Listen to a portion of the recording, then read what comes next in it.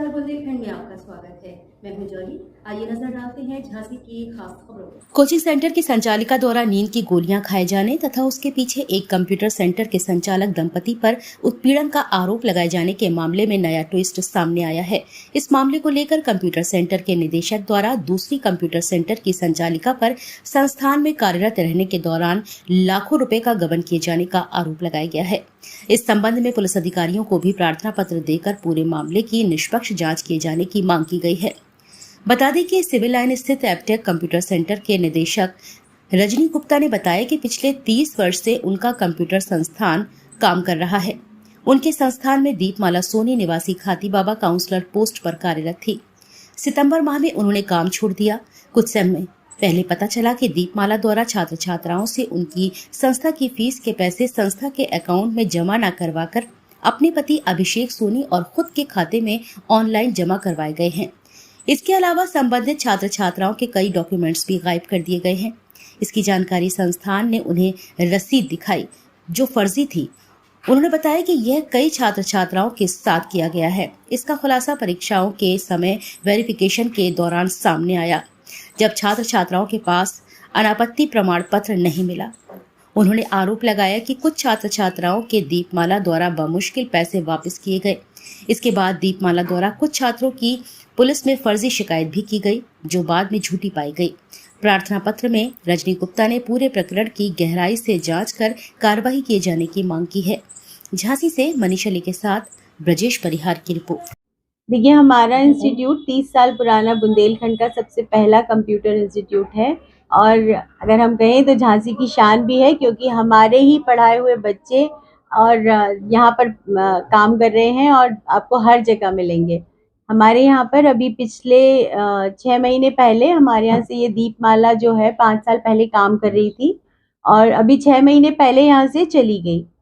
और इन हमारे यहाँ पर एग्जाम्स होते हैं जनवरी टू मार्च के बीच में, तो उस टाइम पर स्टूडेंट का नो ड्यूज कराया जाता है फीस से रिलेटेड।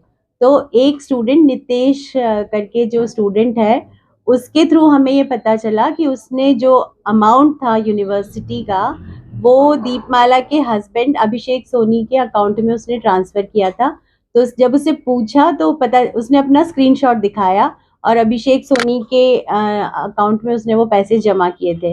तो फिर उसको हमने समझाया कि वो पैसे हमारे इंस्टीट्यूट में नहीं आए हैं, इसलिए आपका जो भी है प्रोसेस वो नहीं हो पाएगा। तो क्योंकि वो दीपाली को जानता था अच्छी तरह से, वो उसके घर के आसपास ही कहीं रहता था, तो वो उसके घर पर चला गया और वहाँ जाके उसने उनसे बात की और उसके हस्बैंड के सामने ही बात की थी और फिर उन्होंने काफ़ी मुश्किल से लेकिन उसके पैसे वापस कर दिए।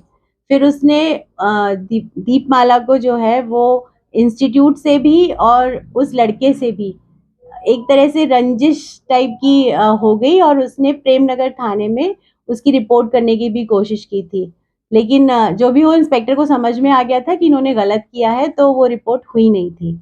और इसके बाद उन्होंने एक बीच में कोई फर्जी कॉल भी कराया था, तो उससे लेकिन उनको ये बात समझ में आ गई कि शायद हमें अब काफ़ी चीज़ें पता चल गई हैं और तो उससे उन्होंने मतलब जो भी उनको अब टेंशन हो गया है, शायद उनको ये लग रहा है कि उनको सारे पैसे वापस करने पड़ेंगे, तो उसकी वजह से ही मुझे लगता है कि ये सब हुआ है। सेंटर में छोड़ा था सेंटर उन्होंने जब छोड़ा था तब 6 महीने पहले उन्होंने, हमारा एक स्टाफ है, पुराना स्टाफ है रामपाल के, उसमें कुछ उन्होंने बात हुई थी और उसी टाइम पर उन्होंने वो छोड़ दिया था।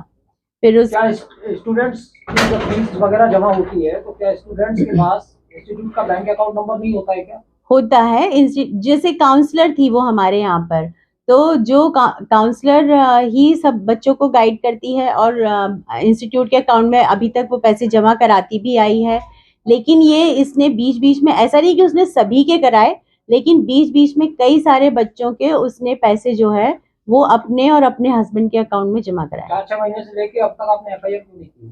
क्योंकि हमें ये एग्जैक्टली नहीं पता था। सितंबर में वो गई है और अभी जनवरी फरवरी में जब अभी ये बच्चों के एग्जाम का टाइम आया, तब जब बच्चों के नो ड्यूज के लिए उनको कॉल किया गया कि आपके एग्जाम्स की डेट आ रही है और आप अपना अकाउंट क्लियर कराइए, तब बच्चों ने हमारे पास आना शुरू किया। जैसे कुछ बच्चे जो पैसे दे चुके हैं वो तो ये मान के चल रहे हैं ना कि उनको कोई पैसा देना नहीं है।